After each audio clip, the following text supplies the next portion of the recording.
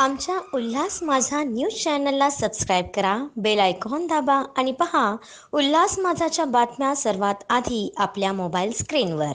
कल्याण पश्चिम येथील गौरीपाडा परिसरात धक्कादायक प्रकार समोर आला. एका मद्यधुंद तरुणाने पोलीस कर्मचाऱ्यावर लाठीने हल्ला केल्याची धक्कादायक घटना घडली आहे. या मारहाणीची संपूर्ण घटना सीसीटीव्ही कॅमेऱ्यात कैद झाली.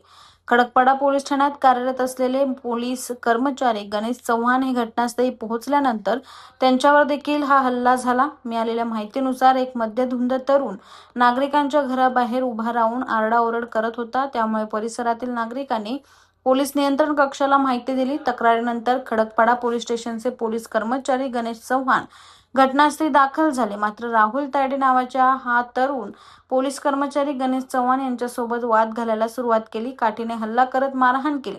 या प्रकारात खडकपाडा पोलिसांनी राहुल तायडे विरोधात गुन्हा दाखल करून त्याला अटक केली. मात्र घटनेचा सीसीटीव्ही सोशल मीडियावर चांगलाच व्हायरल होतोय. आमच्या उल्हास माझा न्यूज चॅनलला सबस्क्राईब करा, बेल आयकॉन दाबा आणि पहा उल्हास माझाच्या बातम्या सर्वात आधी आपल्या मोबाईल स्क्रीनवर.